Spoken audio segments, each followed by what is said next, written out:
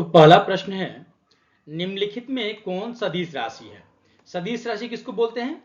तो वैसी राशि जिसमें परिमाण होता है और साथ साथ दिशा भी होता है, और मात्रक तो हर एक राशि में होता ही है।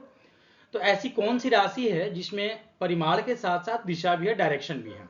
तो आवेश, जैसा कि हम सबको पता है, आवेश जो है अदिश राशि है, धारिता अदिश राशि है, विद्युत तीव्रता अर्थात विद्युत क्षेत्र की तीव्रता यह एक सदिश राशि है। तो सही उत्तर क्या होगा? सी, विद्युत क्षेत्र की तीव्रता। नेक्स्ट, विद्युत आवेश का एसआई मात्रक क्या होता है? तो पहला ही आंसर सही होगा, कूलम जो है विद्युत आवेश का एसआई मात्रक होता है। वोल्ट जो होता है वो विभव का एसआई मात्रक होता है। एम्पियर जो होता है विद्युत धारा का एसआई मात्रक है। और विभवांतर जो है वो भी जो है विभव का ही, विभवांतर जो है उसका एसआई मात्रक वोल्ट होता है। नेक्स्ट, अगला प्रश्न है, जब किसी वस्तु को आवेशित किया जाता है यानी कि चार्ज किया जाता है, सबसे पहले समझते हैं किसी वस्तु को आवेशित करते कैसे हैं। तो जैसे मान लेते हैं कि यह एक पार्टिकल है, एक वस्तु है, इससे अगर इलेक्ट्रॉन को निकाल दिया जाएगा, किसी इलेक्ट्रॉन को निकालेंगे या फिर इलेक्ट्रॉन को डालेंगे, तो दोनों ही अवस्था में यह वस्तु आवेशित हो जाएगा। तो इलेक्ट्रॉन को निकालेंगे तो उसका द्रव्यमान क्या होगा? घट जाएगा। और जैसे ही इलेक्ट्रॉन को डालेंगे तो उसका द्रव्यमान क्या होगा? बढ़ जाएगा। कैसे? तो इलेक्ट्रॉन को निकालने का अर्थ इलेक्ट्रॉन थोड़ा बहुत तो भारी होगा ही। तो इलेक्ट्रॉन को जैसे ही निकालेंगे तो उसका वजन निकलेगा, उसका द्रव्यमान निकलेगा तो भी आवेशित होगा, यानी कि निकलेगा तो क्या होगा? घट जाएगा। और जैसे ही डालेंगे इलेक्ट्रॉन को तो उसका द्रव्यमान क्या होगा? बढ़ेगा। तो दोनों ही अवस्था में ये जो वस्तु है आवेशित हो जाएगा, यानी कि इलेक्ट्रॉन को निकालने पर भी और डालने पर भी, यानी द्रव्यमान बढ़ेगा भी और घटेगा भी, दोनों ही परिस्थिति में ये वस्तु जो है वो आवेशित हो जाएगा। तो इसका सही उत्तर क्या होगा? बढ़ या घट सकता है। अगला, डिबाई मात्रक है। जैसे हम सबको पता है आवेश का मात्रक क्या होता है? कूलम। विभव जो है वोल्ट होता है। विद्युत द्विध्रुव आघूर्ण इसका एसआई मात्रक, इसका मात्रक जो है वो डिबाई होता है। नेक्स्ट,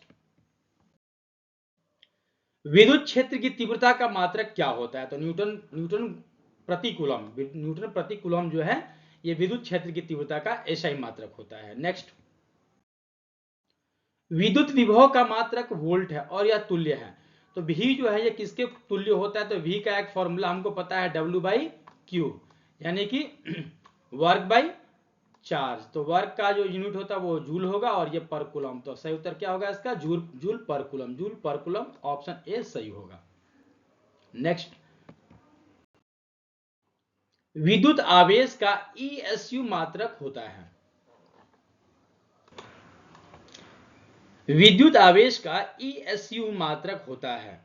देखिए, विद्युत आवेश का ESU में जो वैल्यू होता है वो 3.33564 इंटू 10⁻⁻10 कूलम होता है। ध्यान रखिएगा ये -10 पावर -10 होगा। तो सही उत्तर क्या होगा? ए। ऐसे इसको हम लोग शॉर्ट में 3.5 भी लिख सकते हैं और कहीं कहीं ऑप्शन में 3.4 भी अवेलेबल होता है, यानी कि 3.4 या 3.5। लेकिन हाँ, ध्यान रखिएगा कि इसका जो है इंटू 10⁻⁻10 होगा ही होगा, ये बात को ध्यान रखिएगा। और ये इसका यूनिट जो है वो कूलम में होगा। नेक्स्ट, किसी संधारित्र की धारिता का मात्रक क्या होता है? धारिता का मात्रक क्या होता है? वोल्ट जो है विभव का मात्रक होता है। न्यूटन जो है एक बल का मात्रक होता है। फैराडे जो है विद्युत धारिता का मात्रक होता है। और एम्पियर जो है वो विद्युत धारा का मात्रक होता है। सही उत्तर क्या होगा? फराड।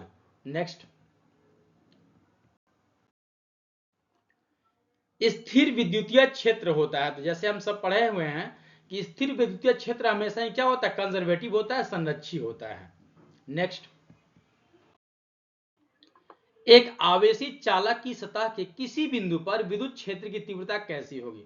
तो जानते हैं कि एक आवेशित, एक चार्ज, एक ऑब्जेक्ट है, कुछ एक आवेशित चालक है, तो इसके सतह पर जो भी होगा, कभी भी इलेक्ट्रिक फोर्स लाइन क्या होता है? वो परपेंडिकुलर यानी कि लंबवत होता है। तो वहीं विद्युतीय क्षेत्र की तीव्रता क्या होगी? तो सतह के लंबवत होगी। नेक्स्ट,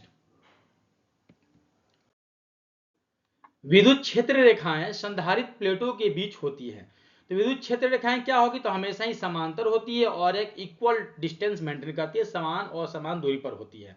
तो पहला ही उत्तर सही होगा। नेक्स्ट, विद्युत क्षेत्र रेखाएं संधारित प्लेटों के बीच कैसे? तो हो चुका है। नेक्स्ट, समांतर प्लेट संधारित्र की धारिता किस पर निर्भर करती है? तो प्लेटों के क्षेत्रफल पर निर्भर करती है, प्लेटों के बीच की दूरी पर भी निर्भर करती है, और साथ ही साथ समांतर प्लेट संधारित्र की धारिता निर्भर करती है, प्लेटों के क्षेत्रफल पर निर्भर करती है, दूरी पर निर्भर करती है और प्लेटों के बीच माध्यम पर भी निर्भर करती है। तो सही उत्तर क्या होगा? उपरोक्त सभी।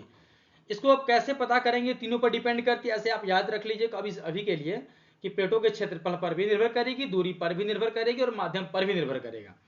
तो इसका सही आकलन करने के लिए इसका फॉर्मूला, जो संधारित्र धारिता का जो फॉर्मूला होता है, उसमें आपका ए आता है, यानी कि एरिया क्षेत्रफल भी आता है, डिस्टेंस आर या डी भी आता है और साथ ही साथ माध्यम के लिए के कांस्टेंट भी आता है। तो ये तीनों पर डिपेंड करेगा संधारित्र की धारिता। नेक्स्ट अगले क्वेश्चन की ओर चलते हैं। गॉस का प्रमेय का उपयोग होता है। गॉस का प्रमेय का उपयोग नॉर्मली जो है, गॉस का जो प्रमेय है इलेक्ट्रिक फ्लक्स के लिए बताता है, लेकिन थोड़ा ये ट्रिकी प्रश्न है। यहाँ पे क्या होगा? विद्युत विभव की गणना तो होती नहीं है गॉस के प्रमेय से, धारिता की गणना भी नहीं होती है। यहाँ इलेक्ट्रिक फ्लक्स को होता है और इलेक्ट्रिक फ्लक्स जो है विद्युत क्षेत्र के बारे में बताता है। तो यह सही उत्तर क्या होगा? Option A. नेक्स्ट, इप्सिलॉन का मान तो सबको पता है। इप्सिलॉन का मान क्या होता है? कमेंट सेक्शन में सब लोग बताइए तो इप्सिलॉन का मान क्या होता है? इप्सिलॉन का मान होता है 8.85 into 10 to the power -12 coulomb square newton पर मीटर स्क्वायर। नेक्स्ट, इसका होता है नेक्स्ट, इलेक्ट्रॉनों का विशिष्ट आवेश होता है। अब बताइए जरा सा, इसका जो है, इसको हम आप लोग को छोड़ रहे हैं। इलेक्ट्रॉनों का विशिष्ट आवेश क्या होता है? ये जो आप लोग जो है कमेंट में बताइए हमको, देखते हैं कितने लोग एक्टिव है इसमें। चलिए, तो इसका सही उत्तर क्या होगा? 1.76 into 10 to the power 11 coulomb पर केजी। नेक्स्ट, यदि एक आवेशित वस्तु को ग्राउंड किया जाए, यानी कि उसके चार्ज को जो है जमीन में लगाया जाए, तो जमीन में जैसे ही धरती में लगाएंगे तो क्या हो जाएगा? उसका चार्ज जो जीरो हो जाएगा। सही उत्तर क्या होगा? ये शून्य हो जाता है। तो मिलेंगे अब अगले एपिसोड में।